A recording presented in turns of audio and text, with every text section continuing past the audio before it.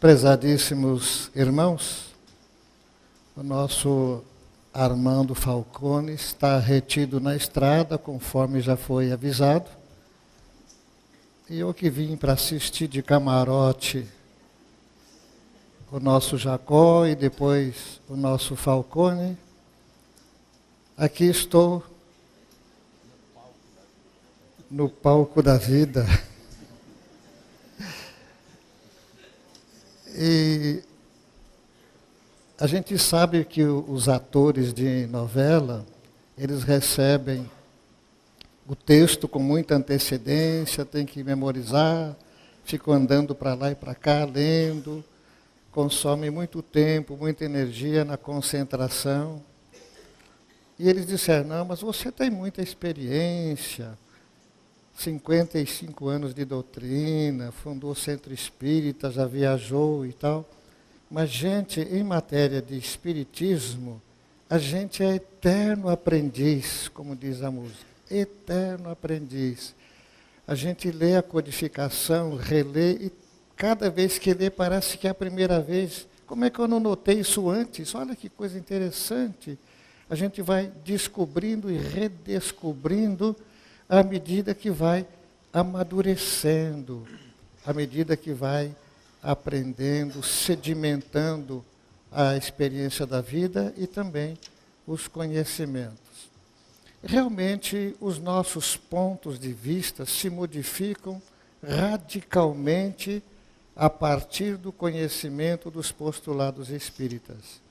Eu posso até dizer que a nossa vida já não é a mesma, que a pessoa se torna espírita.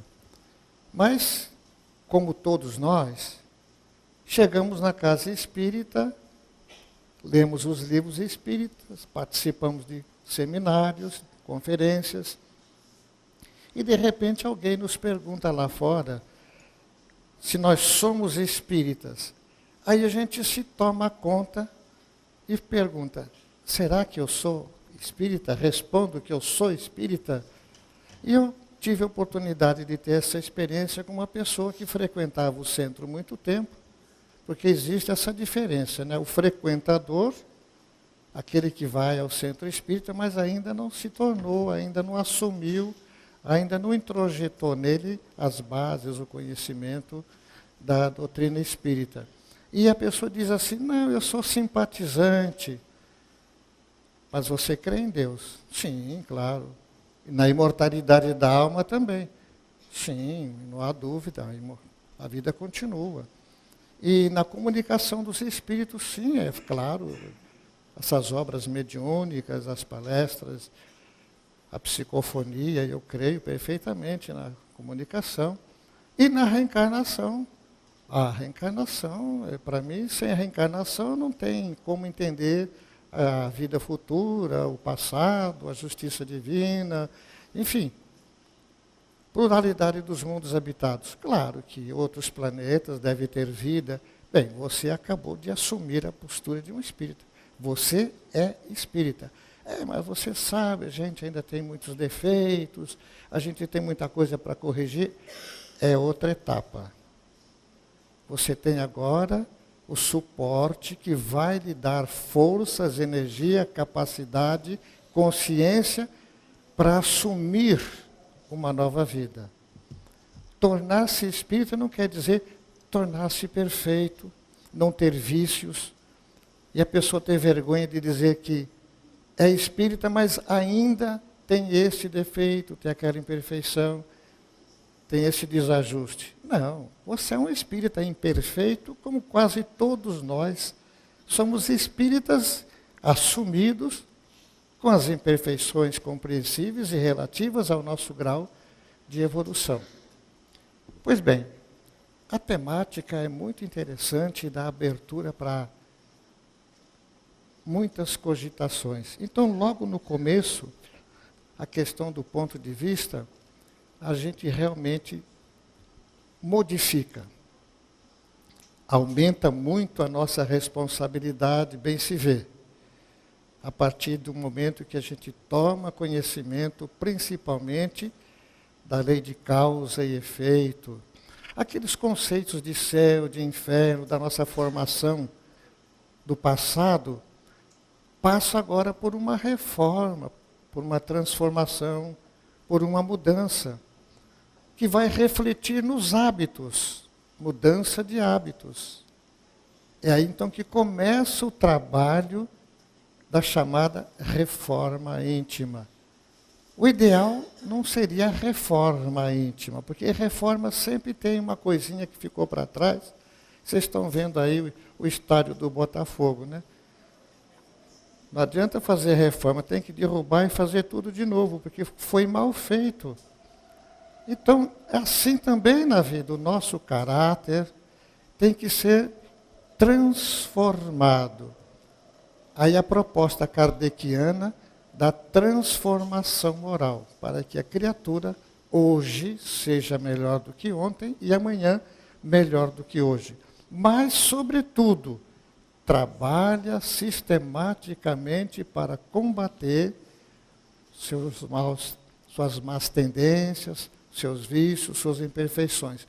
É todo um processo de reeducação. Aliás, a doutrina espírita, para nós, é uma escola de reeducação moral. Mudamos os hábitos, passamos a ter uma outra perspectiva, porque sabemos que o futuro está intrinsecamente ligado ao passado. Não há como separá-lo, porque o tempo se junta em todos os pontos. Porque hoje estamos vivendo aqui o resultado daquilo que estamos vivendo ao longo dos séculos. E segundo a conceituação moderna da ciência, confirmado por André Luiz no livro Evolução em Dois Mundos, nós, na condição humana de seres pensantes, temos aproximadamente 200 mil anos, o que é pouco, não é muito, porque cada encarnação, considerando entre uma encarnação e outra é a reencarnação, medeia um espaço de 200 anos aproximadamente, em linhas gerais. O que quer dizer cada 1000 anos, 5 reencarnações. Então nós somos criaturas ainda jovens no conceito da eternidade. E a eternidade, nós sabemos, não tem fim. Então, a partir do momento que nós temos essas informações a respeito do nosso futuro, para onde caminha a humanidade, para onde todos nós caminhamos, nós vamos então ver determinados conceitos, vamos fazer algumas ilustrações práticas, para que a gente possa sedimentar essa cultura da vida futura e da necessidade da transformação moral. O texto fala também a respeito da morte. Costuma-se dizer que a doutrina espírita matou a morte. E Paulo já aclamava: ó morte, onde está o seu poder? É bem verdade que existe uma cultura a respeito do pavor da morte. Desde os tempos mais remotos da Terra, de que se tem conhecimento na história, as criaturas se apavoram diante da morte. E fica o grande ponto de interrogação, ou então, como diz Leon Denis, o grande enigma. São dois universos, dois mundos que se interagem. Os espíritos dizem, a partir da pergunta 459, que eles é quem dirigem a vida, que nós recebemos uma influência muito maior do que pensamos dos espíritos. Naturalmente, essa orientação é no sentido de encaminhar, inspirar e tentar, de alguma forma, ajudar no nosso progresso, na nossa evolução. Isso não quer dizer que eles assumem o nosso karma, que eles entram na nossa vida a ponto de interferir no livre-arbítrio. Mas existe um canal de inspiração através do qual esses espíritos procuram nos ajudar, nos impulsionar. Mas cabe a cada um de nós, pelo livre-arbítrio, decidir e tomar o rumo que achamos mais compatível. Porque eles não podem assumir o nosso destino dentro da lei de causa e efeito. Então a morte passou a ter uma outra consideração, um outro tratamento dentro da visão espírita. O ponto de vista é completamente diferente. E a gente nota que existe uma cultura da morte. Existe todo um aparato formal para a morte. É o velório, é toda aquela preparação exterior, é todo aquele mistério, aquele enigma. E nós espíritas, graças a Deus, já estamos nos libertando aos poucos desse pavor, deste medo, desta dúvida, com relação ao que vai acontecer conosco depois da nossa desencarnação. Eu até quero abrir um parêntese aqui para dizer o seguinte: temos visto ultimamente um vício de linguagem, dizer desencarne. Risquem essa palavra, não existe, meus irmãos. Procurem nas obras clássicas, qualquer obra editada pela FEB, todos os livros de Chico Xavier, de Divaldo Franco, de Ivone Pereira, não encontram a palavra desencarne. É desencarnação. Encarnação, reencarnação, desencarnação. Desencarne não existe. Mas então nós vamos ver esse aparato que se construiu, aliás, de uma verdadeira indústria da morte.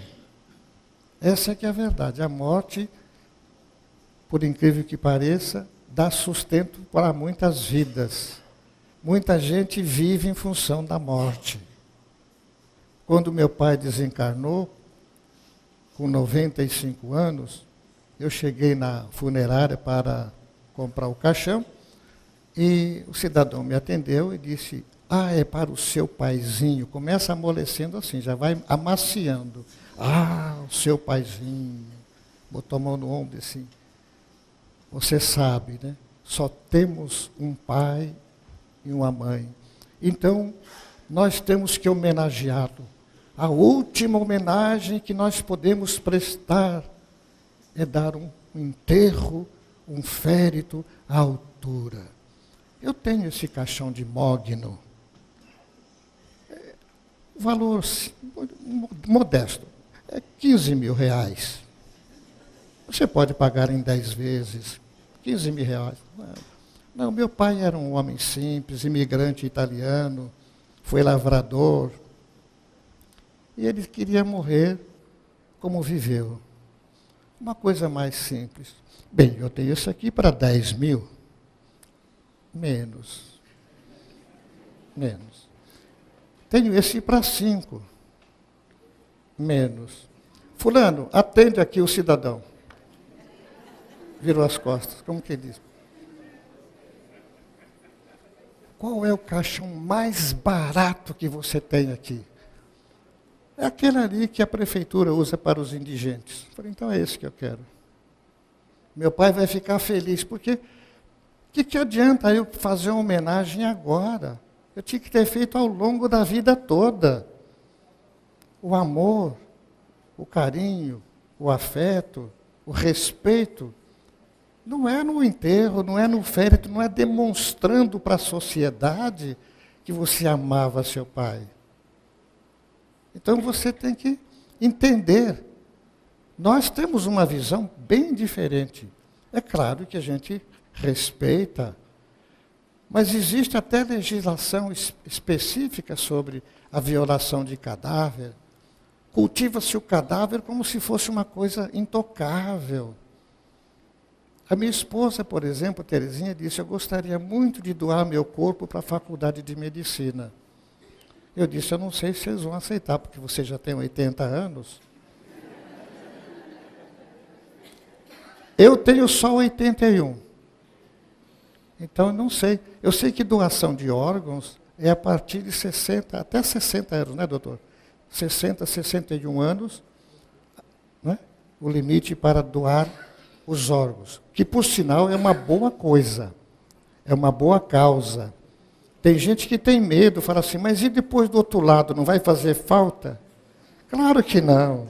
Estamos falando de matéria, do corpo físico. E esse é um ato de amor. O seu órgão no perispírito vai ficar iluminado quando você salvou uma vida aqui na Terra. Então a doação de órgãos é uma coisa fantástica, benéfica, útil. Não tenhamos medo de fazer a doação dos nossos órgãos, deixando tudo isso já documentado, se possível. E também a cremação do cadáver. Não tenham medo. Tem gente que fala: mas se você estiver preso ao corpo, embaixo da terra, os vermes vão chegar com aquela voracidade que em 2 dias devoraram tudo. E você vai ficar sentindo um por um daqueles milhões de vermes. Então a pessoa fica apavorada, né? A cremação do cadáver é a coisa mais higiênica, mais consentânea com o progresso, muito mais prático. Porque cemitério, visitar cadáveres, pessoas que ficam lá chorando. Kardec perguntou aos espíritos que nos finados, se os espíritos vão lá receber as homenagens. Diz que sim, eles se sentem muito gratos com a lembrança. Só que não é necessário que seja o encontro lá, onde esteve um dia o seu corpo. Esse encontro é sempre, é permanente, na nossa casa, em todos os momentos que nós recordamos com carinho, com amor, ali estão os nossos entes queridos. Então esse trato com relação à morte modifica totalmente a partir dessa conscientização que nós temos, que morte é vida, é continuação. Então é a vida futura para onde todos nós vamos. Não temos a menor dúvida. Só que essa vida futura está estritamente vinculada à vida presente. Como a vida presente é resultado do passado. A gente fala vida presente, mas é encarnação presente, porque vida a gente só tem uma. No corpo, fora do corpo, é sempre a vida. Então falamos mais de existências passadas, encarnações passadas. Vida passada não é uma colocação correta, porque na verdade não é outra vida que estamos vivendo. É a sequência da mesma vida, é o retorno à matéria. Então só temos uma vida. Agora a gente nota, nas passagens de Jesus, que havia muito essa preocupação do reino de Deus. Como alcançar o reino de Deus? O que era necessário praticar, fazer para alcançar o reino de Deus? Isso também nos leva, nos remete a admitir que as pessoas já aceitavam que existia uma vida depois da morte. Porque senão ninguém ia perguntar sobre o reino de Deus. Morreu, acabou e pronto. Mas se as pessoas estavam inquietas e questionavam e perguntavam como alcançar o reino de Deus, é porque elas estavam admitindo que existe esse reino, que existe essa possibilidade. Isso já era uma crença entre os judeus. Isso é muito importante. E temos aquela passagem do moço rico, bastante famosa, que foi um encontro que Jesus teve. E o moço pergunta a Jesus o que é que ele deveria fazer para alcançar o reino dos céus. Então Jesus declina aquelas informações tradicionais, que era necessário respeitar a lei. E declina respeitar pai e mãe, e vai falando, né? Mas tudo isso, Senhor, eu já venho fazendo, eu pratico tudo isso. Então, meu filho, só te resta uma coisa. Vai, vende tudo o que você tem e volta aqui para a gente continuar, para me seguir. E o moço ficou triste, porque tinha propriedades, tinha bens.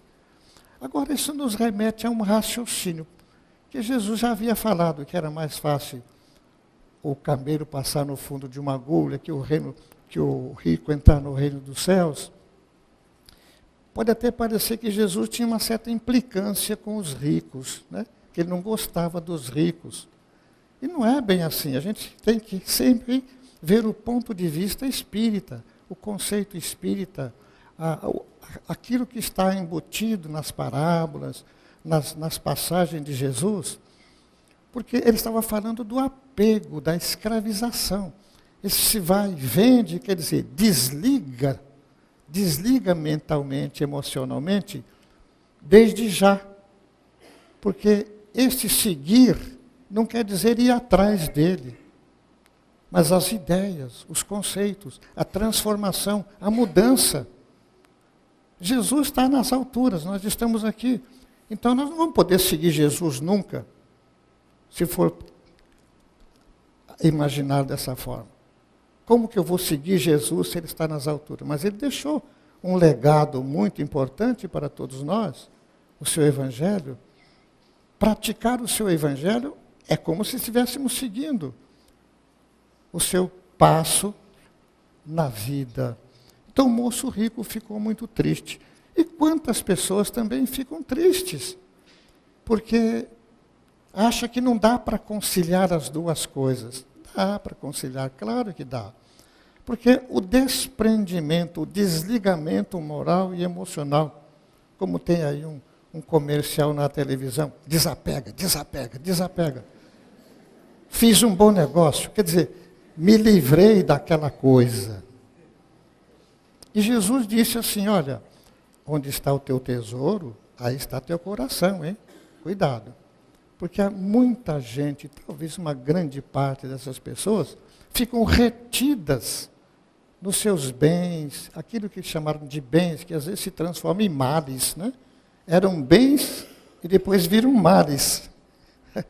Porque ficam escravos daquilo.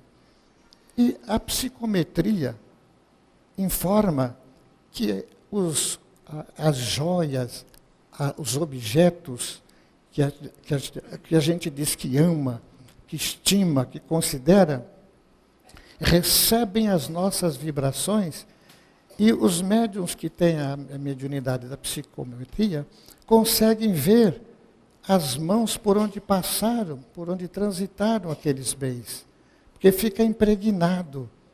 Então nós colocamos a nossa energia, a nossa mente, a nossa emoção naquelas coisas e ficamos retidos. Quantas pessoas ficam presas, agarradas aos seus bens, às suas propriedades? Antigamente se falava das histórias, das aparições, dos fantasmas, das almas mal assombradas, que ficavam vigiando os seus tesouros enterrados na antiguidade, né? Porque realmente essas lendas podem ter um fundo de verdade, que as pessoas se apegam demais às coisas materiais. E depois a libertação, o desapego fica muito difícil. Então, quando você tem o conhecimento prévio, você possui, quer dizer, você usa, você passa a ser apenas um usuário, mas tem sempre em mente que aquilo não te pertence. Você está sendo um administrador, como tem a parábola do mordomo fiel, conforme os evangelhos. Ali também é uma demonstração de que todos nós somos usufrutuários, usuários e administradores de todos os bens que a vida nos concede através da reencarnação. Foi falado aqui a respeito da realeza, aquela mensagem que tem no Evangelho segundo o Espiritismo, de uma rainha de França, falando que ali ela encontrou pessoas que eram seus serviçais, numa posição muito superior. E ela que foi rainha, ali estava agora como uma simples criatura humana. Porque todos os títulos, todos os diplomas ficam na terra, pertencem à terra, pertencem à nossa reencarnação. Depois que desencarnamos, voltamos à condição de espírito e trazemos do mundo as experiências, o aprendizado, as lições. Mas quanta gente carrega tudo para o outro lado da vida. Aí tem aquela avalanche das obsessões, as perturbações. E quando a gente tem aquela experiência longa da doutrinação de espíritos, na sessão espíritas, a gente vê e ouve os depoimentos das criaturas, o sofrimento pelo apego, pela escravização daquilo que deixaram na terra, ou que deveriam ter deixado na terra. E permanecem aqui no próprio ambiente terreno, no próprio ambiente doméstico. Porque não houve uma preparação para a morte. Como diz Humberto de Campos, numa mensagem muito interessante através de Chico Xavier, um treino para a morte. E lembrar São Francisco de Assis, que dizia, vive de tal modo como se cada dia fosse o último dia da sua vida. Porque nós não sabemos quando chega a irmã morte, a irmã que traz aquela notícia dizendo, olha, hoje é o seu dia de retorno. Agora, por que a gente tem medo da morte? Isso é muito bom até certo ponto de vista. Porque aqui, inclusive, no texto fala, quando a criatura tem muita certeza, muita convicção de que tudo isso aqui é passageiro, e chega até a dizer que isso aqui não vale nada, o que vale é o outro lado, o que vale a vida espiritual, despreza totalmente a matéria, isso é ruim, é mal para o progresso, para a evolução. Nós temos que ter um certo, eu não diria apego, mas uma certa responsabilidade na administração desses bens. Não podemos nos desapegar totalmente de uma vez só, porque a Terra, então, perderia a sua finalidade. A evolução na Terra, o progresso, faz parte também da evolução do espírito, do aprendizado do espírito. Então, tudo tem que ser gradativamente. É por isso que o conhecimento vai chegando por doses, por etapas. E nós nunca temos um conhecimento total e absoluto da vida espiritual. Ficamos retidos na matéria, a distância vibracional é muito grande, é infinita. Daí o mundo espiritual não se manifestar mais claramente para todos nós. Porque se nós tivéssemos muita lucidez, muito conhecimento com todos os detalhes da vida espiritual, a gente se apaixonaria pela vida espiritual e não queria mais voltar para a Terra. Não queria mais voltar para a Terra.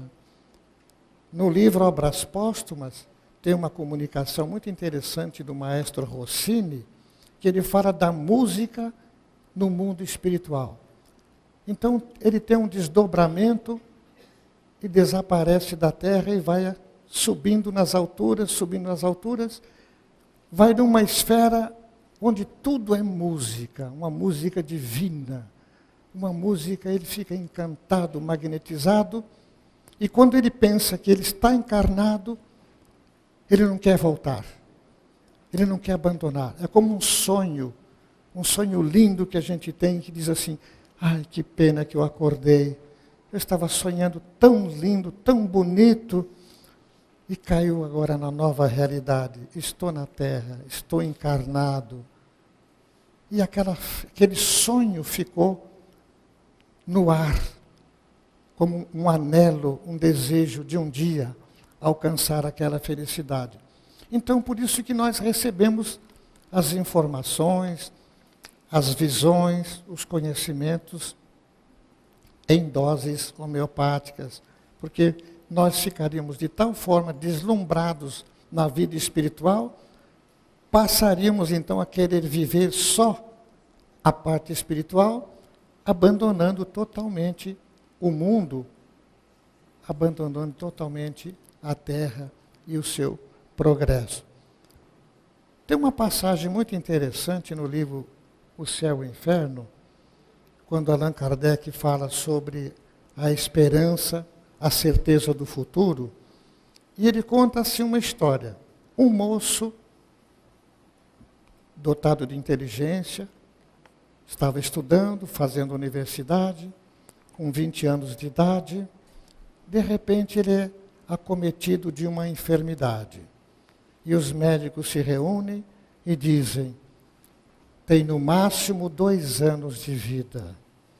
Ele que tinha planos, anelava um futuro brilhante, estudar, fazer carreira, só tenho 2 anos. Tenho que aproveitar a vida. Tenho que gozar a exaustão. Aproveitar ao máximo esses 2 anos que me restam. E se atirou na satisfação material, nos vícios, em todo tipo de extravagância. Desencarnou desastradamente num estado miserável. Por quê? Ele achava que não havia possibilidade de vida depois da morte. Mas se ele tivesse conhecimento, ele faria exatamente o contrário. Então eu vou me preparar espiritualmente, vou desenvolver as minhas virtudes, vou apurar cada vez mais o meu caráter, ser um homem de bem em todos os sentidos, porque nesses 2 anos eu tenho que promover essa grande transformação em minha vida, porque a vida continua. Então esses 2 anos seriam vividos de uma forma completamente diferente. Veja que é o conhecimento, a informação, mas sobretudo a conscientização que a doutrina nos dá. Não é apenas informação. Porque muitas vezes as pessoas que têm fé, dizem que têm fé, até que as coisas vão bem. Mas quando as coisas vão mal, essa fé começa a se abalar. E se essa fé não está fundamentada na razão, como diz Allan Kardec, ela se esboroa. Na hora da provação, na hora do desafio, na hora do sofrimento, na hora da dor, essa fé vai por água abaixo, porque ela não está fundamentada na razão. Então é necessário que esta fé seja consciente. Por quê? Por que nós sabemos que a vida continua? Porque nós temos certeza da imortalidade da alma. Porque nós temos certeza que não há céu, não há inferno, e sim a vida. A vida continua. Porque aqueles que deixaram a terra, os nossos irmãos, aqueles que estiveram aqui conosco, é que voltaram para dizer onde estão, como é a vida no mundo espiritual. Nós não temos uma informação baseada num livro profético, porque as religiões, de um modo geral, elas estão atreladas a um profeta, a um livro sagrado. Por isso que Kardec perguntou aos espíritos, onde está escrita a lei de Deus? Questão 621. Na consciência, responderam os espíritos. A resposta mais surpreendente, porque se perguntarmos a um judeu, onde está escrita a lei de Deus segundo a sua? Está em Moisés e nos profetas, nas tradições. Se perguntarmos a um muçulmano, está em Maomé, no Corão. O Corão é a palavra de Deus. Se perguntarmos a um cristão, um católico, um evangélico, ele vai dizer que a Bíblia é a palavra de Deus. E assim por diante. Eles têm um livro sagrado, um profeta que foi o iniciador, e tudo está baseado naquilo, não sai 1 milímetro daquilo. Já o Espiritismo não. É uma ciência, é uma filosofia com caráter religioso, dinâmica, progressista, acompanha a evolução. E depois o próprio codificador. O Espiritismo marcha ao lado da ciência. Mas se um dia a ciência comprovar, olhem bem o verbo, comprovar, que nós, os espíritas, estamos errados em determinado ponto, abandonemos esse ponto e sigamos a ciência. Por quê? Porque a ciência busca a verdade. À ciência só interessa a verdade. E ao Espiritismo também. Então ele marcha ao lado da ciência. Ele assimila todo o progresso. Falamos agora em doação de órgãos. Falamos em cremação de cadáver. Falamos em clonagem animal, clonagem humana. Tudo isso o Espiritismo tem uma explicação lógica e científica, porque marcha ao lado da ciência, absorve a cultura, acompanha o progresso, a evolução das pesquisas do mundo. Então, é uma doutrina presente em todas as épocas. Nunca será superado. Por quê? Porque acompanha exatamente a evolução, o progresso. A questão da justiça divina. Quando nós falamos em céu e inferno, o livro Céu e Inferno de Allan Kardec é uma maravilha extraordinária para explicar exatamente essa questão da vida futura, as penalidades, castigo, recompensa. Tudo isso é muito analisado. Ele mostra lá como é o inferno pagão, como é o inferno cristão, faz um paralelo e desfila ali dezenas de depoimentos de desencarnados, contando as suas experiências. Pessoas das mais diversas classes, idades. Ele ali entrevista até criaturas que foram assassinadas, que suicidaram, que foram executadas. Há um desfile de depoimentos de espíritos das mais diversas categorias, contando seus dramas, suas alegrias, suas tristezas, enfim, aqueles seres humanos como nós mesmos se prestaram a esse trabalho de invocação, como fazia Allan Kardec, invocava religiosos, pessoas crentes, não crentes, e fez ali um trabalho fantástico para nos informar sobre as situações dos desencarnados. Então nós não temos dúvida, porque nós não estamos falando de teoria, nós estamos falando de informações que vieram através de profetas. Estamos falando de depoimentos vivos dos próprios desencarnados, as almas dos homens que viveram na Terra, voltando para nos alertar, para nos informar, para nos esclarecer. Isso nos dá uma convicção inabalável. A gente não crê na imortalidade, a gente tem certeza. A gente não crê na reencarnação, nós temos convicção de que é uma realidade, que a reencarnação é uma lei normal da vida. Como é a lei do movimento da Terra, né? Como é a lei da atração dos elementos. É uma lei comum da vida, a reencarnação. Não é uma invenção de Kardec, não é invenção dos espíritos ou dos espíritas, absolutamente. É uma lei da vida, é uma lei comum como outra qualquer. Nasce, desencarna, reencarna. E tem um período entre uma encarnação e outra que a Kardec designou como erraticidade.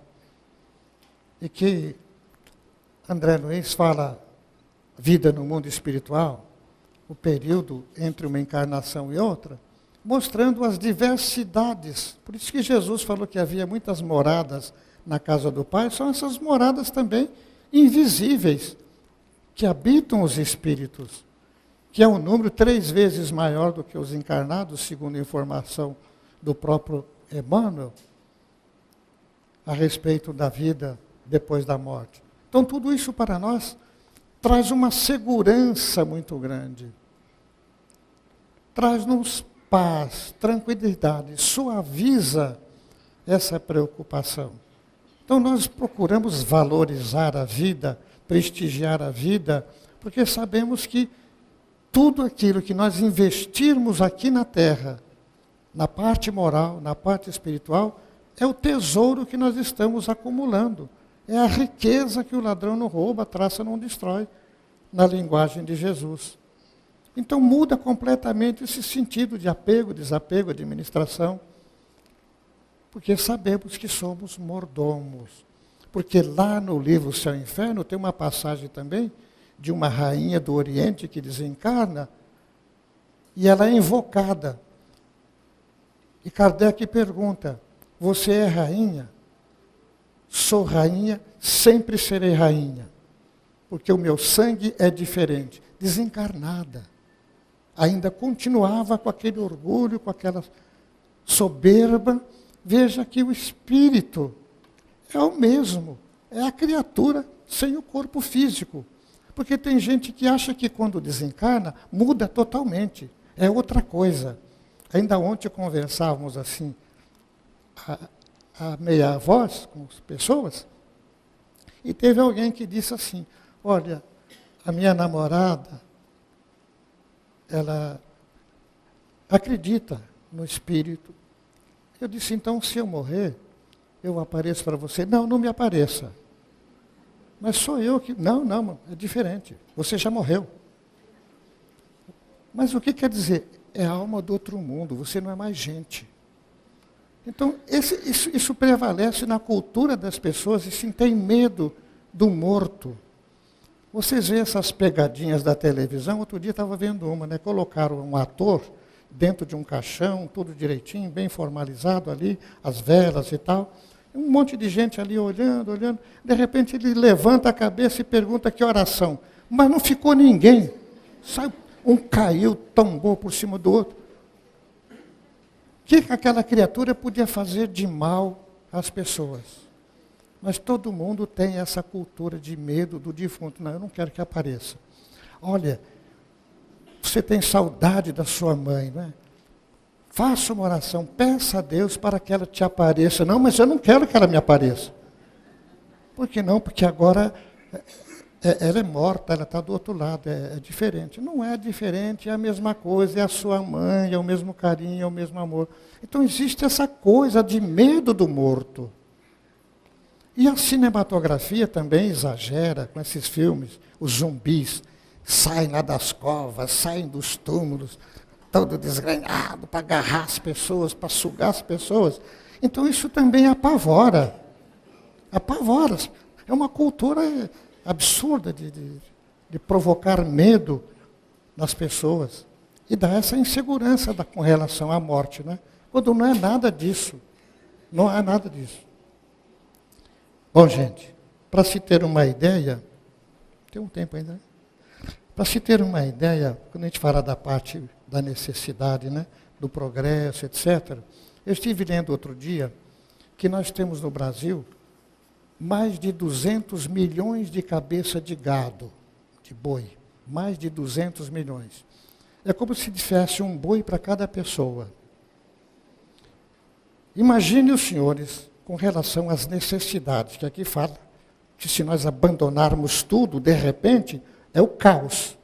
Então vamos dizer que a partir de hoje, ninguém mais vai comer carne. Fecham todas as churrascarias e acabou. Todo mundo é vegetariano. Esses milhões de aves que existem, esses milhões de bois que existem, vão ser soltos, porque ninguém vai criar um boi a vida inteira para não ter lucro nenhum. Então vamos dizer assim, abre-se as porteiras e solta esses 200 milhões de bois para cima de nós. O que será da economia? O que será da nossa vida? da geografia, do espaço, de tudo isso. Será o caos. Então, tudo tem que vir gradativamente. Então, à medida que as pessoas vão deixando de comer carne, automaticamente vai parando de reencarnar. Né?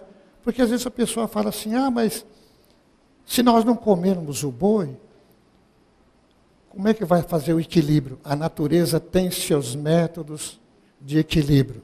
Nós não comemos elefante e o mundo não está invadido de elefantes. Seria o caso de dizer assim, mas então devia ter bilhões de elefantes porque ninguém come elefante? Não, não tem. A natureza tem seus meios, seus mecanismos de estabelecer o equilíbrio. Não somos nós que vamos resolver esse problema.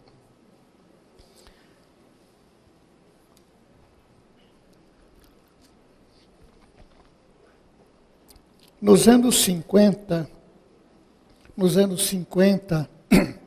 nos Estados Unidos, existia o bispo Fulton Sheen.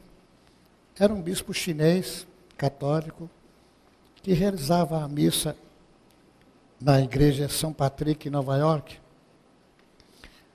E eu li isso num livro do Norman Vincent Peale, Poder do Pensamento Positivo, contando uma série de histórias interessantes sobre essa questão de apego, desapego, propriedade, riqueza, conceito. Né? E um senador do Texas, bilionário, assistindo à missa, ouviu o sermão do bispo Fulton Sheen. E naquele dia ele falava sobre a verdadeira propriedade, a respeito do que temos e do que não temos.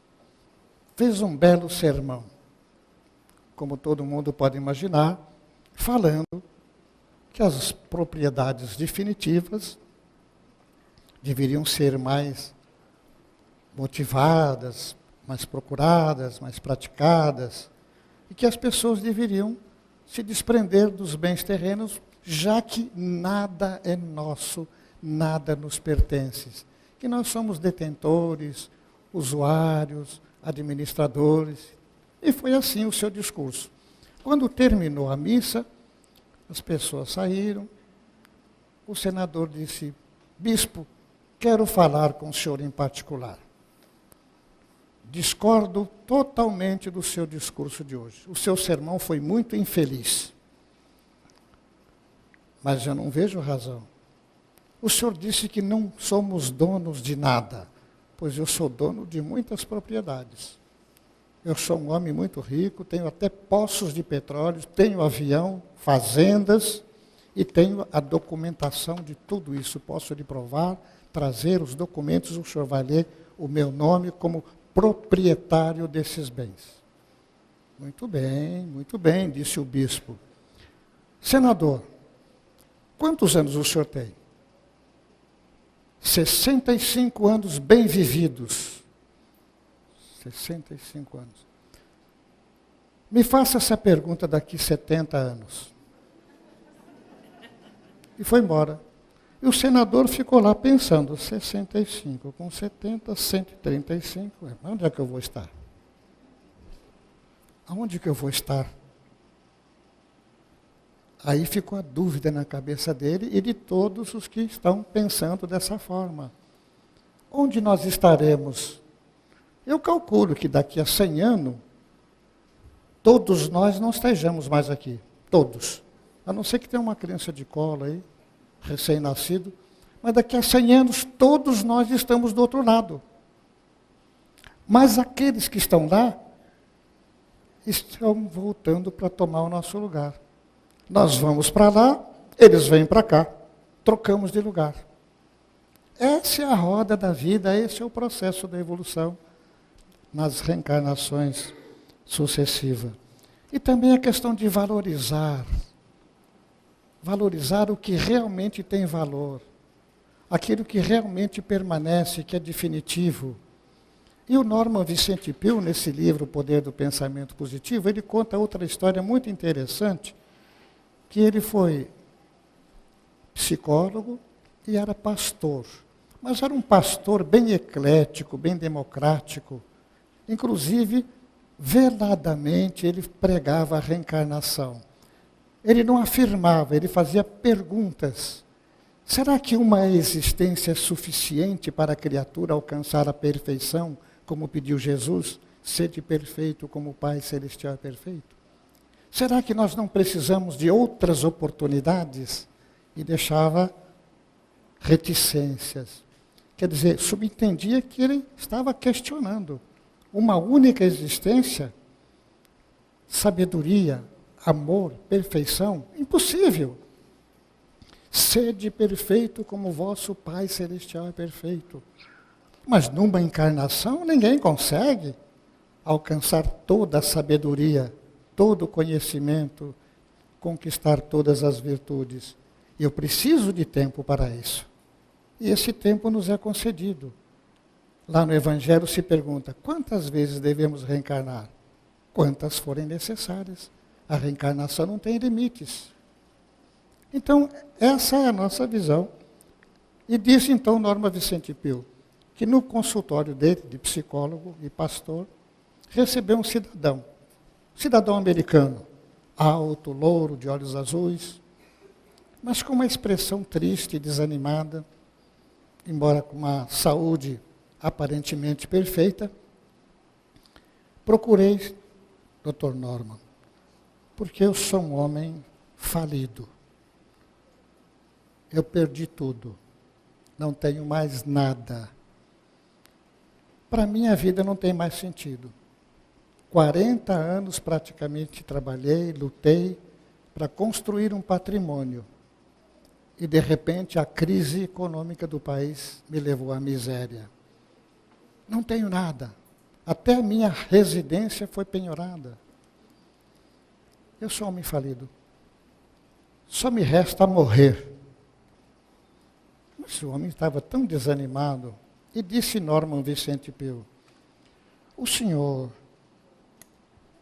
realmente acha que perdeu tudo? Sim, eu perdi tudo. Pegou de uma caneta e começou a anotar. Número 1. O senhor é casado? Sim, sou casado. Tem esposa, sim, tem uma esposa. E como é a sua esposa? A minha esposa é uma excelente criatura, não tenho queixa da minha esposa, é uma pessoa... Ela é saudável, sim, saudável. O senhor também, né? O senhor é uma pessoa... Não, fisicamente, graças a Deus, eu tenho uma boa saúde. Então, tenho uma esposa excelente, tenho saúde. Filhos, o senhor tem filhos? Tenho 2 filhos. E como são esses filhos? Meus filhos são, graças a Deus, são pessoas muito corretas, honestos, trabalhadores, mas eles não podem me ajudar. Eles têm seus problemas, suas famílias. Não, mas eu quero dizer o caráter deles. Não, são pessoas do bem, graças a Deus. Então, o senhor tem netos? Ah, aí mudou o sorriso. Quando você fala em neto para o avô e para a avó, a cara muda na hora. Experimentem fazer isso. Pergunta para si. E o seu netinho? Ah, meu netinho. O sorriso se abre na hora. Quando falou do neto, ele conseguiu sorrir. Bom, esse já é o 3º item. Agora me diz uma coisa. Amigos. Ah, meu filho, nessa hora os amigos debandam tudo. Quando você perde a fortuna, perde o dinheiro, perde os amigos também. Porque não são amigos. São exploradores, são interesseiros. Porque, na verdade, eu posso dizer que amigos são só meus filhos, a minha mulher, o meu pessoal. Porque o resto eu acho que não são amigos, não. Tá bom. Mas tem saúde, tem filhos, tem mulher. Agora me diz uma coisa, o senhor disse que abriu falência. É, exatamente. E o senhor deixou dívidas, lesou alguém? Absolutamente. Pelo contrário, cheguei à falência por ser uma pessoa muito correta. Paguei todos os credores, todos os empregados, não devo nada a ninguém. Colocou lá um caráter reto. O senhor crê em Deus? Olha, por incrível que pareça, apesar de tudo, eu creio em Deus. Eu creio em Deus. Deve ter uma explicação para a minha situação, mas eu creio em Deus. Ele foi lá, anotou 7 itens. Então quer dizer que o senhor tem a consciência tranquila? Tenho a consciência tranquila. Não prejudicou ninguém? Nunca prejudiquei ninguém. Consciência tranquila. Olha, Vamos parar por aqui, vamos somar tudo isso aqui, porque o senhor é um homem rico. Como rico? Estou dizendo para o senhor que eu abri falência, estou na miséria. Ponto de vista. Ponto de vista, porque o senhor é um homem rico. Já imaginou se o senhor fosse doente, a sua mulher doente? O senhor com uma doença terminal, com um câncer? E o senhor não tem nada disso, é um homem saudável, a sua esposa é saudável. E se a sua esposa abandonasse o senhor agora, porque o senhor está na miséria? E, no entanto, ela estaria firme ao seu lado. Se você fosse vender sua família, seus filhos, sua esposa, quanto você pediria por eles? Pelo amor de Deus, doutor, isso é uma conversa que nem se deve falar. Não há dinheiro no mundo que pague o valor dos meus filhos, da minha esposa, dos meus netos. Bom, se todo o dinheiro do mundo não paga, o senhor é o homem mais rico da terra. Puxa, e não é que o senhor tem razão? Eu só fiquei preso a essa ideia de perder os bens materiais. Não me ocorreu que eu tinha uma fortuna ao meu redor, que são essas pessoas, que é o amor, que é a família, que é aquilo que realmente tem valor, as riquezas morais, as virtudes, os valores espirituais.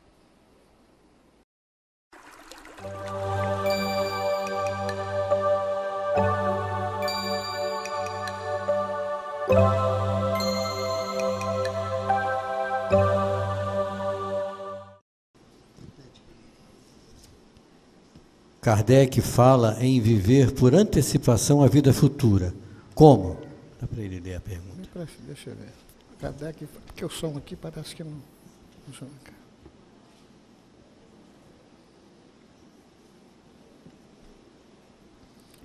Como viver com antecipação a vida futura? Essa antecipação seria, enquanto estamos na Terra, nós podemos modificar o rumo da nossa existência, naturalmente procurando cultivar as virtudes, fugir dos vícios, selecionar uma condição de vida melhor em todos os sentidos, mas, sobretudo, dar um direcionamento espiritualizado, porque nós vivemos muito em função da matéria. Praticamente 90% do que nós consumimos de energia, de pensamento, de ação, está voltado para o dia a dia, pela sobrevivência, é tudo ligado à matéria. E nós temos que reservar um espaço da nossa vida para cuidar do espírito que somos. E essa consciência, de um modo geral, não prevalece na sociedade. Enquanto que espírita, nós temos que realmente nos interessar em desenvolver as nossas qualidades morais, as nossas virtudes. Obrigado, Miguel. Jacó, um pacotinho aqui. A vida futura pode ser considerada a justiça de Deus? Ela é inata? E ela fica mais presente no decorrer das reencarnações? Sim, sim, sim. Ótimo. Objetivamente, sim, a todo. Lógico. Pegou ela desprevenido. É que às vezes eu demoro muito. Às mais vezes eu vou sucinto rápido. do que você falou ontem, né? Sim.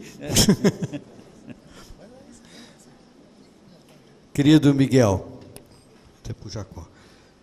Como ter um olhar positivo da vida, ter sempre um ponto de vista positivo? Pega ela para mim.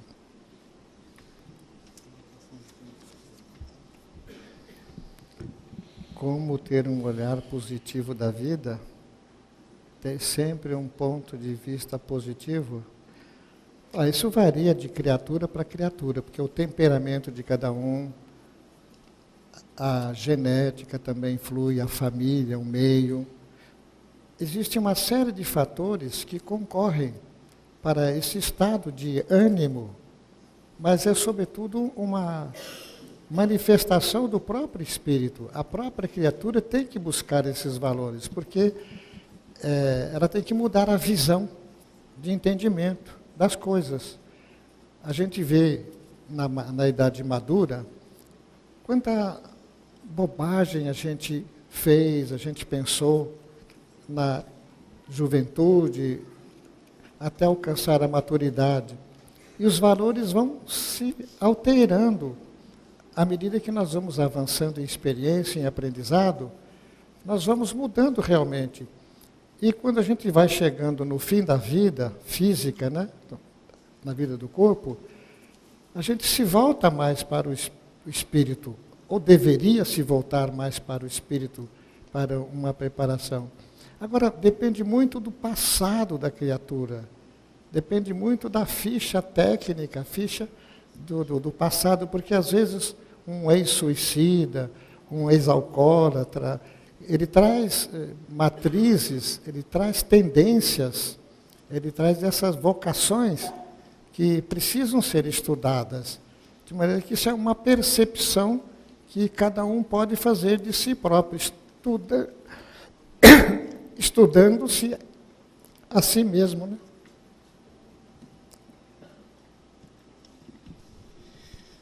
Jacó, vamos lá.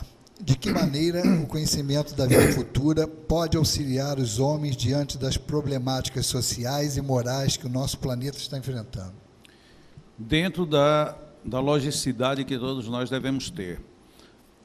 Primeira coisa, eu acho que há uma ideia das mais desconfortáveis da nossa existência, é imaginar que na hora que a gente morreu acabou tudo. Isso é altamente desestimulante.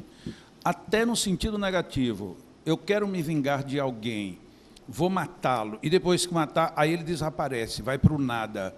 Nossa, isso talvez seja um prêmio, talvez já não seja uma vingança. A não vida futura, ela é tão ruim que nem para o mal ela serve. A vida futura é uma necessidade essencial, psicológica e uma necessidade ética, moral.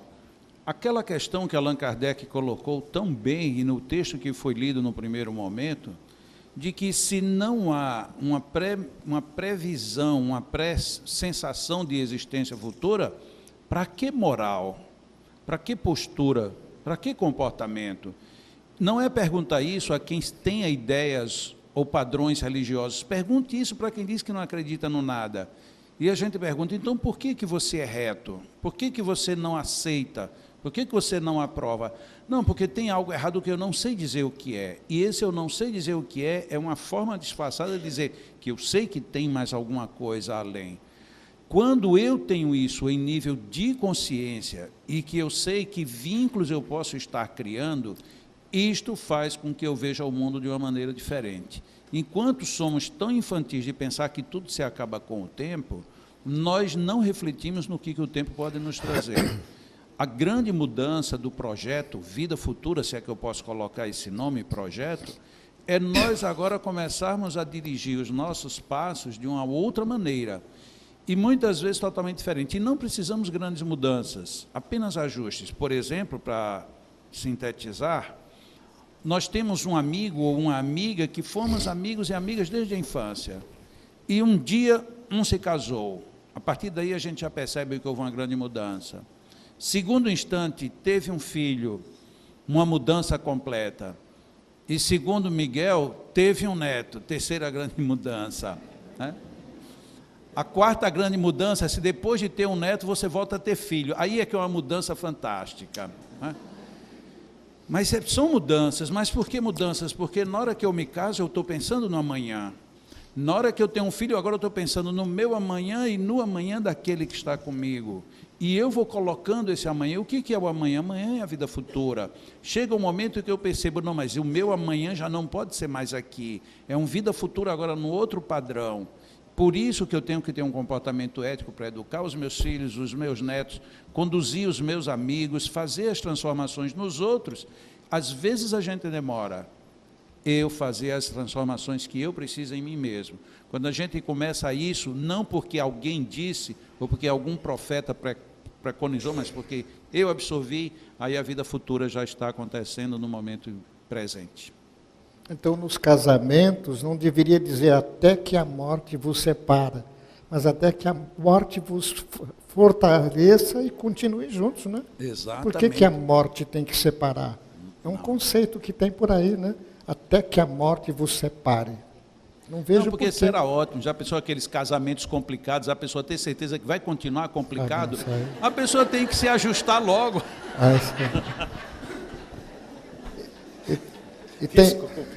E tem gente que não vê a hora que a morte chega para se livrar, né?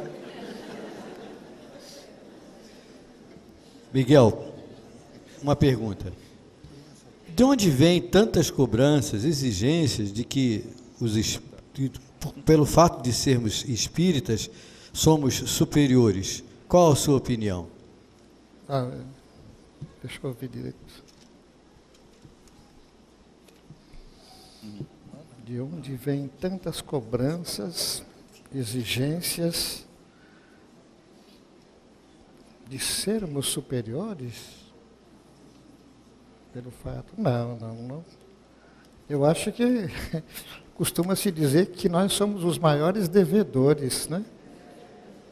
Que nada deu jeito, só o Espiritismo.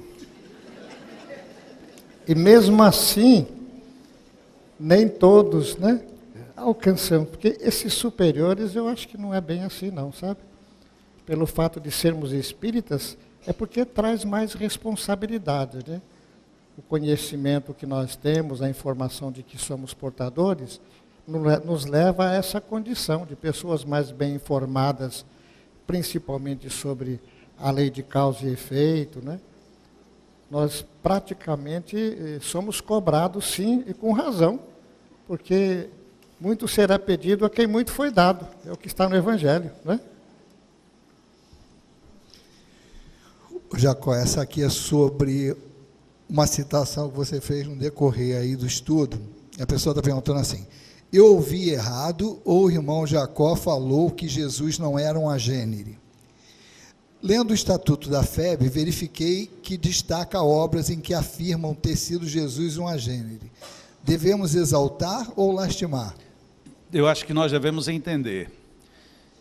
Então, primeira coisa, o que eu entendo por agênere? Agênere é fora do gênero. Jesus não era fora do gênero humano, ele era humano. Inclusive, eu destaquei isso bem no início. Então, é nesse sentido que eu não concordo que Jesus era um agênere. Porque se ele fosse um agênere, ele teria aportado aqui, ou caído de uma nave, ou teria surgido do nada, e de repente ele simplesmente desapareceria. Então, dentro desse aspecto, ele nem era um ET, nem era uma gênere. Ele era uma pessoa que veio e viveu conosco os mesmos padrões humanos. Eu acredito seriamente de que Jesus sofreu reações emocionais por ver o seu povo sendo ludibriado, como a gente sofre quando a gente percebe a política nos manipulando, ou seja, empresas, ou seja, mesmo pessoas do nosso lado que manipulam os nossos sentimentos por conhecer, mexem com o nosso mundo íntimo. Jesus sofreu quando ele via que as pessoas trocavam o essencial pelo superficial. Jesus sofreu dores, não é brincadeira você passar por todo um processo de crucificação, que era, registre-se, o processo mais cruel da época. Ele tivesse ali não sentido nada como um ser humano, eu não sei se a gente teria tanto como dizer, Jesus foi o cara. Não, ele não foi, porque aquilo tudo foi fingimento. Se foi fingimento, então ele não era. Nós devemos exaltar? Não, nós deveremos entender. Se a palavra agênere, a pessoa entende de outra forma e acha que ele seja, sem dúvida nenhuma, não tem nenhum problema. Agora, que ele era um espírito muito avançado, muito diferente e muito melhor colocado, e veio como modelo e guia para nós, por ser exatamente esse ser diferente, aí sim, aí se é esse o conceito que você tem de agênere, estou de acordo. E eu não estou, de fato nenhum, para a gente discordar de que está no Estatuto ou deixa de estar no Estatuto. Ele era, e acredito que ele ainda segue sendo o grande espírito que a gente tem como guia, como modelo, mesmo sem saber, entre aspas, nada do hoje dele. O hoje dele, de há 2000 anos, ainda está na frente do nosso 2014. Eu também gostaria de dar uma palhinha sobre isso, que se os iogas, lá na Índia, conseguem isolar a dor pelo pensamento, pela força do pensamento, os faquires. Naturalmente, Jesus passou pela experiência, mas não era necessário o sofrimento, porque costuma-se dizer que a dor é normal e o sofrimento é opção. Ele poderá ter mentalmente neutralizado a dor física, que não teria nenhum resultado, ninguém lucraria com isso. Né? É uma questão de opinião só, né? Essa água aí. Perfeito. Miguel, Sim. uma citação aqui. Uma pessoa está parabenizando você pela coragem de falar em cremação, porque este tema é ainda um tabu no meio espírita. Divulga um pouco mais essa ideia, se possível, e retorne a questão da cremação.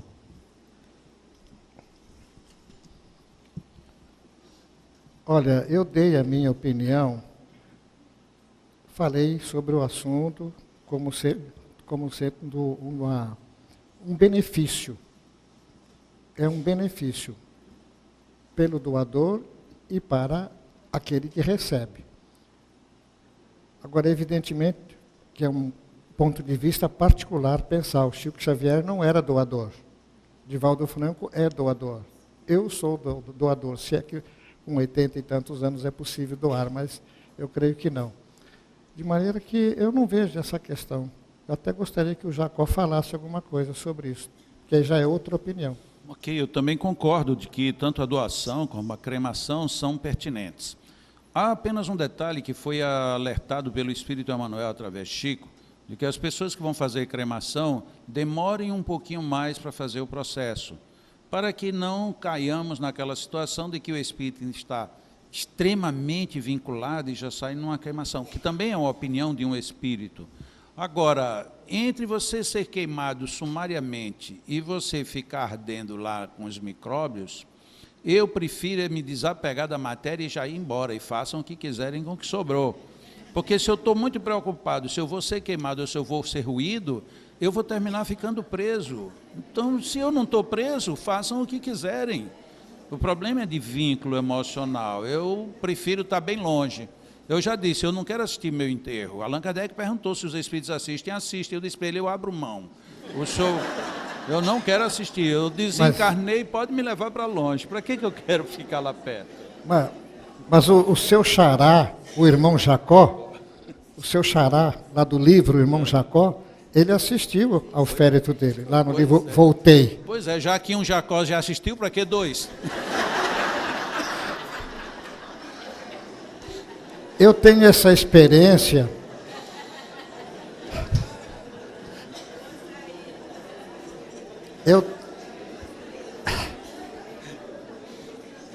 Eu vivi essa experiência na minha casa, porque quando surgiu essa ideia de cremação de cadáveres, a minha sogra já estava com a idade avançada, e nós perguntamos, chamava ela de nona, a minha sogra, e se ela gostaria que o corpo dela fosse cremado. Porque às vezes a pessoa fala, eu não quero ser cremado. Mas nós não vamos cremar você, vamos cremar o seu corpo. Separa as coisas, né? Aí então, ela disse, olha, e é bom? Claro que é bom, Ana. Cremar o corpo é bom. E aí então, fizemos o documento e tal, e eu cremei minha sogra. Mas eu esperei ela morrer.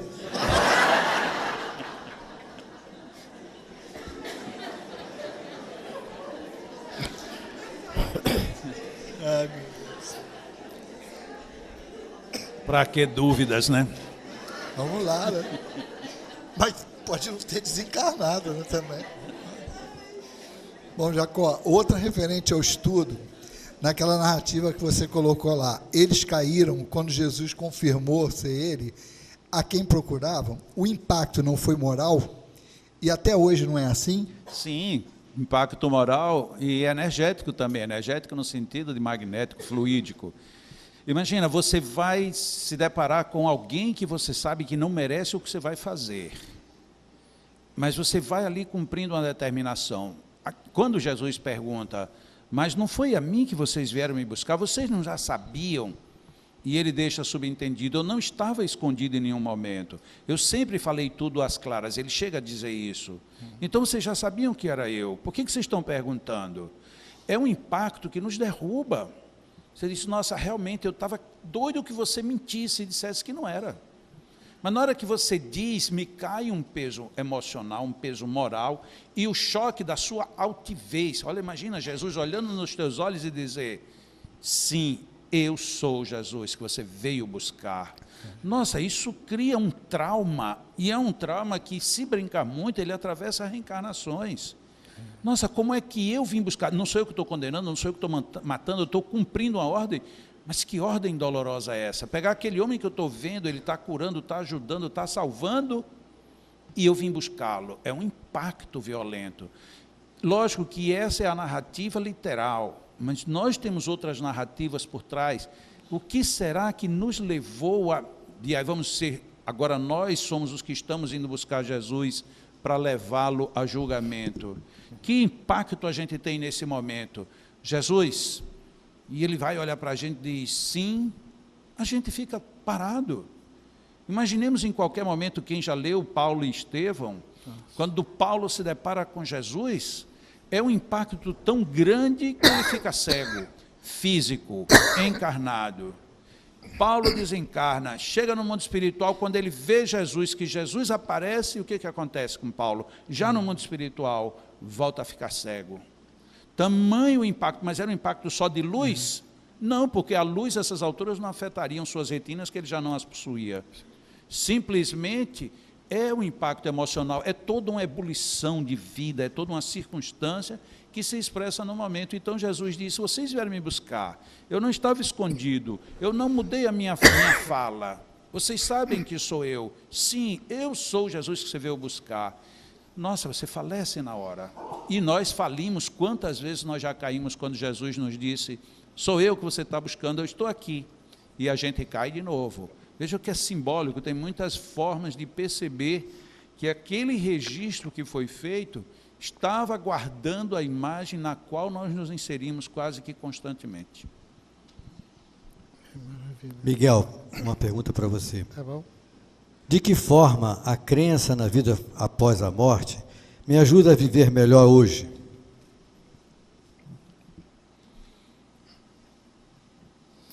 Isso parece que já foi repetido, né? Já foi falado que viver de acordo com os novos conhecimentos que a pessoa adquire através da literatura espírita. Já é uma pessoa informada, é uma pessoa que já está desenvolvendo a sua consciência, de tal forma que ela entra naquele processo de hoje ser melhor do que foi ontem, amanhã melhor do que é hoje, e tentar vencer os vícios, as imperfeições, as falhas, num processo de autoaprimoramento. Essa é a busca, né? Vamos essa aqui, ó. Sabemos que os apóstolos estavam receosos após a crucificação. Sabemos também que Madalena não reconheceu Jesus na porta do sepulcro. Gostaríamos de saber por que o mestre não se apresentou a ela. Não se apresentou a ela, logo em seguida apresentou-se à casa onde estavam todos. Algum motivo que desconhecemos? Desconheço. Ótimo. Mais sucinto que isso? Agora tem uma questão aí, muitas vezes, que as pessoas perguntaram assim, mas Jesus tinha o discípulo amado, a mãe dele, não é? O Pedro, por que foi se apresentar logo a uma mulher? Então dizem as más línguas que ele falando para uma mulher, o mundo inteiro ia saber.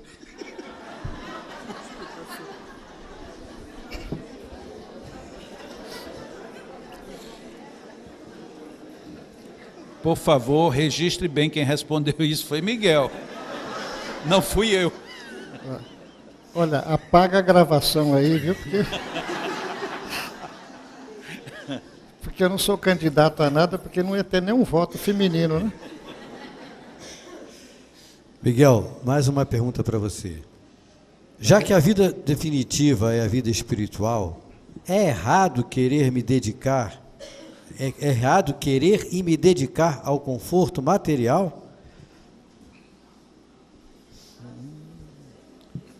Já que a vida definitiva é a vida espiritual, é errado querer e me dedicar ao conforto material? Não, eu acho que não, porque tudo que existe no mundo é para ser usufruído, é para ser valorizado. A questão é só o apego, a postura da pessoa com relação àquele bem. Se ela sabe que ela vai usufruir. Agora, desde que esse conforto também não seja em detrimento de escassez para outras pessoas, né? Isso é tudo muito relativo dentro desses padrões. Não é errado querer se dedicar ao conforto. Agora, se isso for uma fixação, a pessoa buscar só o seu bem-estar, aí é perigoso, aí é arriscado. O ideal é sempre ter em mente que esses bens são emprestados, né, que nós vamos perdê-los, porque imaginem a posição daquela rainha que se comunicou no livro Céu e Inferno. Ela perguntava: onde estão os meus servos? Eu quero os meus escravos de volta. Quer dizer, imagine ela vendo criaturas que eram seus serviçais, hoje numa posição muito superior. De tal forma que ela se viu agora totalmente humilhada, desmoralizada. É um sofrimento que ela própria criou, se imaginando eterna rainha. Assim também somos nós. Uma pessoa que fica apegada às coisas materiais, ao seu conforto, ao seu bem-estar, desencarna e vai ficar na sua poltrona, na sua televisão, no seu ambiente, na sua casa, apegado a esse estado de conforto, né? Se tiver pelo menos um controle remoto. Só para complementar aqui e lembrar, no texto do Miguel, Allan Kardec coloca duas frases que eu vou me pedir permissão para ler, que é no item 6. Uhum. A procura do bem-estar força o homem a melhorar todas as coisas. Ele é impulsionado pelo instinto do progresso e da conservação que está nas leis da natureza. E no parágrafo seguinte, Deus, portanto, não condena as satisfações terrenas, mas o abuso dessas satisfações em prejuízo das coisas da alma. Isso é uma colocação de Allan Kardec extremamente lúcida e que apenas reforça. Eu coloquei, porque como o Miguel foi muito humilde de dizer, não, essa é a minha opinião, de fato essa é uma opinião bem definida de Allan Kardec, é uma opinião do Espiritismo. Não há um conflito na gente ter a luta humana pelos bens. O que há é se a gente faz disso um abuso, se a gente perde a noção da vida espiritual em detrimento só da vida física. Então eu quis apenas reforçar com ele de que Allan Kardec tinha essa opinião bem definida. Não tem como a gente querer fugir do que o Espiritismo, portanto, nos coloca. Muito bom. Jacó, por que é tão difícil para aqueles que não creem na vida futura entender algumas situações da vida presente? Muitas vezes porque também não entende a vida passada. Nós somos muito condescendentes conosco mesmos. Então, eu acho que tudo que eu fiz de errado, o mundo deveria ter entendido que não foi de má fé e que, portanto, eu não sou passível de nenhum débito ou de nenhuma reparação. Lógico, se eu quebrei um objeto, eu tenho que, de alguma forma, compensar isto que eu fiz, se eu causei prejuízo a alguém. Então, a lei não é necessariamente você quebrou um copo, você vai ter que refazer um copo.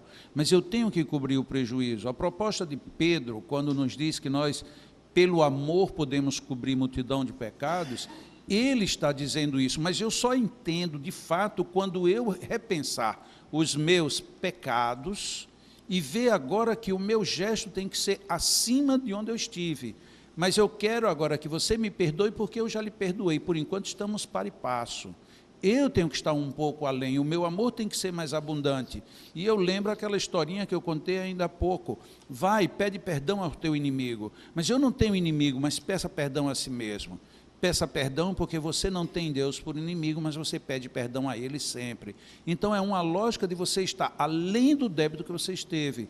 Agora, se eu nem ao menos estou reconhecendo os meus débitos, como é que eu vou repensar algo que ainda vem lá para frente? Eu vou continuar achando que tudo que eu fiz não onerou nada, e tudo que eu estou fazendo também não onera, e quando chegar lá na frente eu vou receber uma recompensa. Do quê?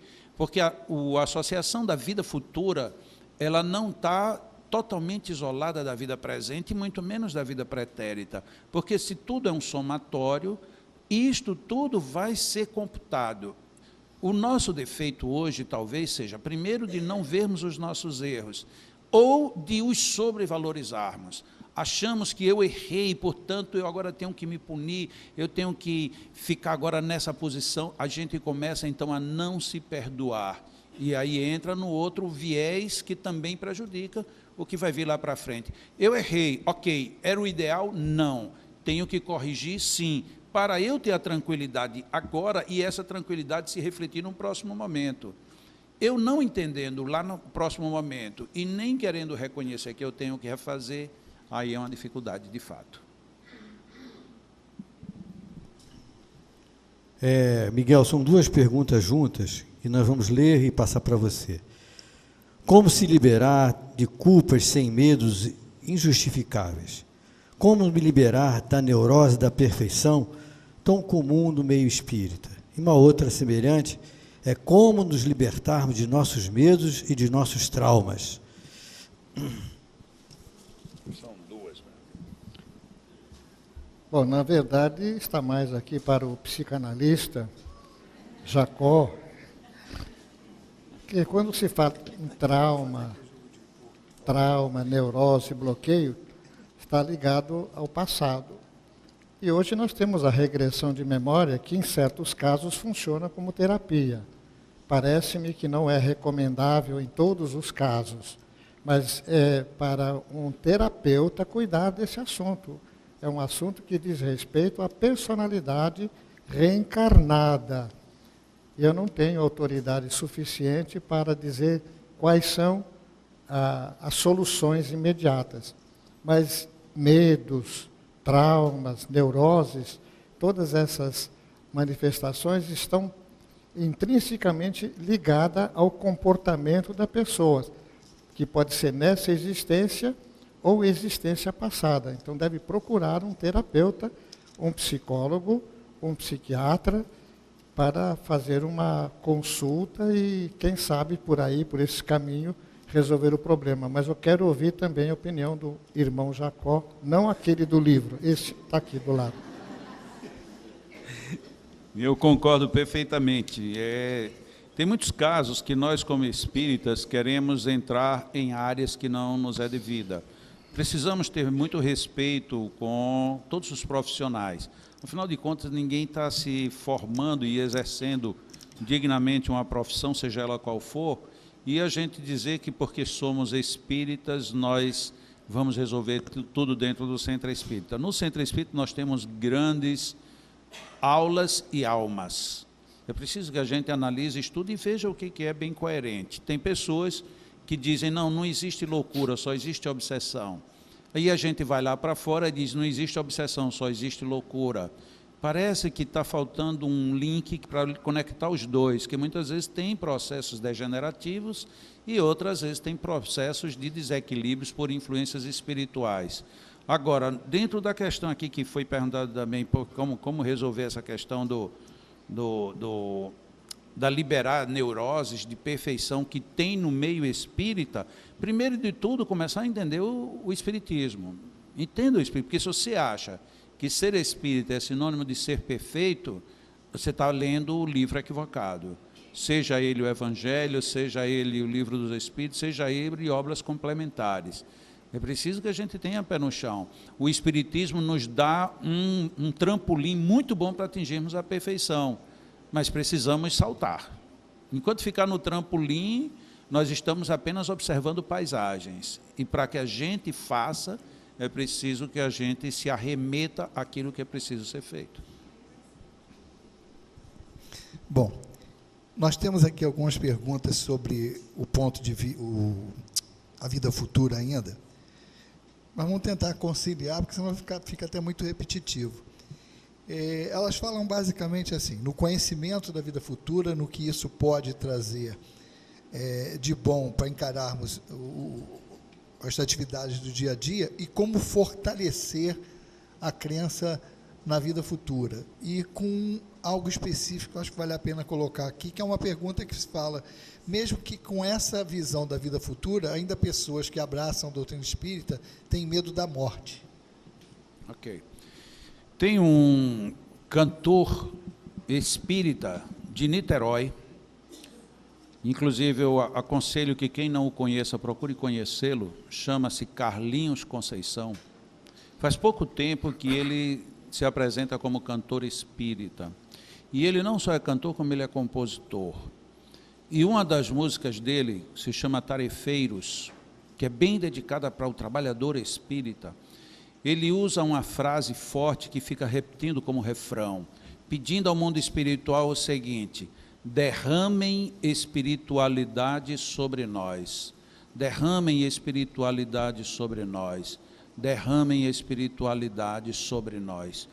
Nós estamos precisando de espiritualidade, talvez não necessariamente só dentro do limite do que o meu centro espírita me diz ou me proporciona, mas dentro do sentido de que mesmo o conceito espírita, ele me atinja nessa estrutura de espiritualidade, para evitar de que eu seja sectarista, para evitar de que eu acredite que todas as soluções vão ser numa única encarnação, para evitar que eu ache que o outro está pensando errado e, portanto, está perdido, porque esse é o equívoco que se faz tanto dentro quanto fora do meio espírita.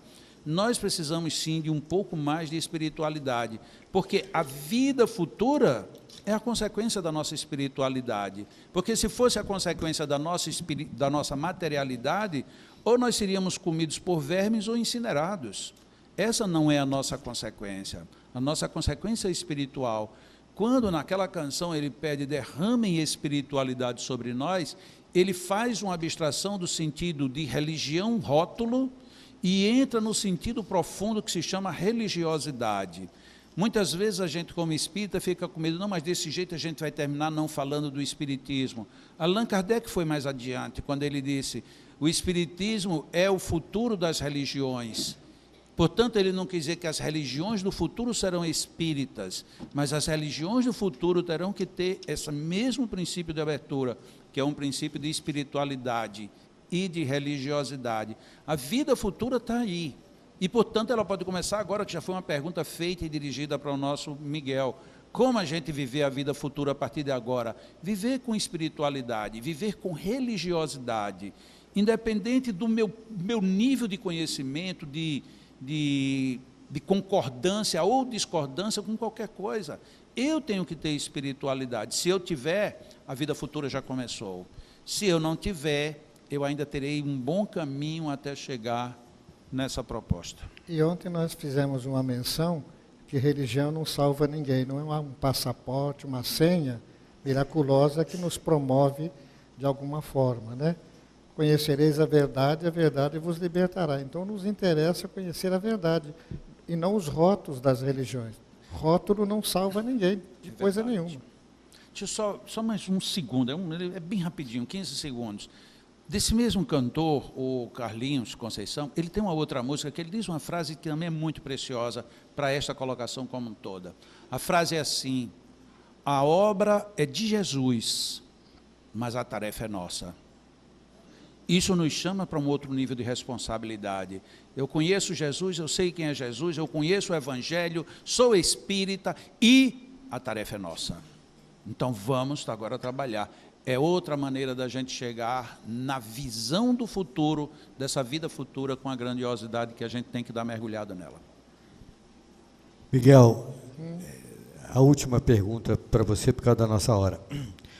Pensar demais e somente na vida futura não torna o espírita um cidadão acomodado? Tá louco? O ideal seria que fosse incomodado, né? Preocupado.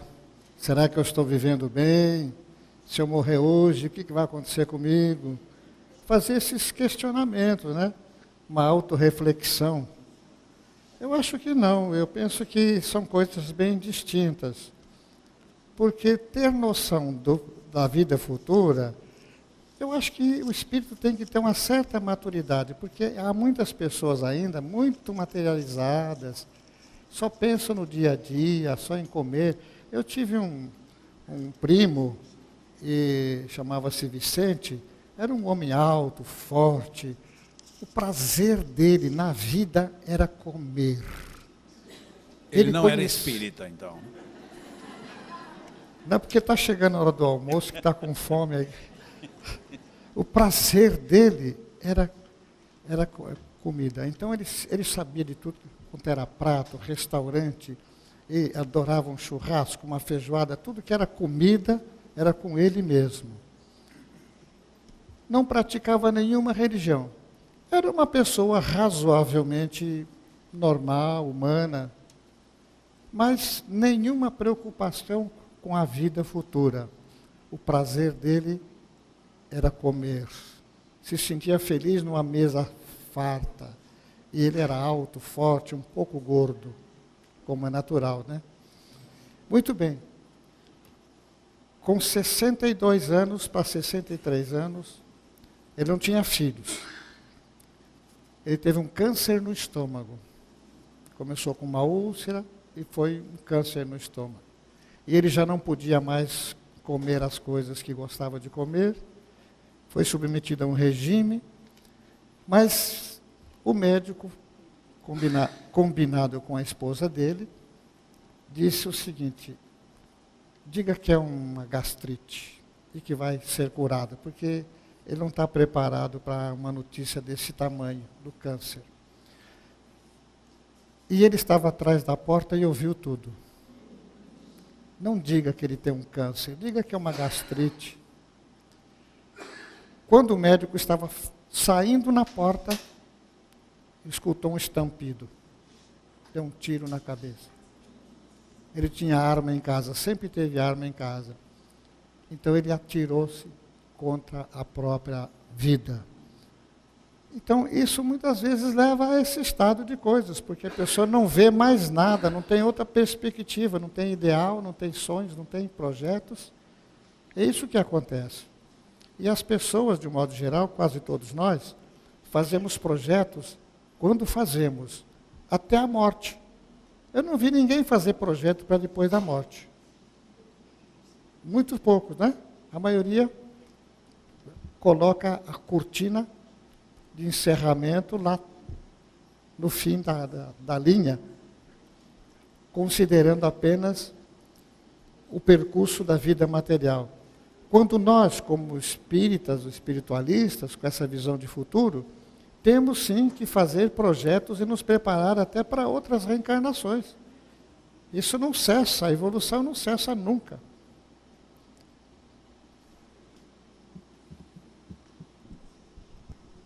Olha só. 2 minutos. Ok, sintético. Vamos lá. Dependendo, tu vai responder, sabe aqueles programas de quanto tempo falta? Vamos ver quantos tu consegue responder até 15. A realeza de Jesus é temporária? Já é para respondendo logo assim? Já perdeu tempo, vai tocar a buzina. Ah, tá bom. Não. Não. Por que ainda existem diferentes interpretações do que seja a realeza de Jesus? Porque as pessoas pensam diferente. Em que momento a realeza de Jesus se fará sobre a terra? Em que momento? A realeza de Jesus se fará sobre a terra. Sobre uma pessoa eu sei, sobre a terra não. Sobre uma pessoa na hora que você admiti-la e segui-la. Sobre a terra só quando todos assim fizerem.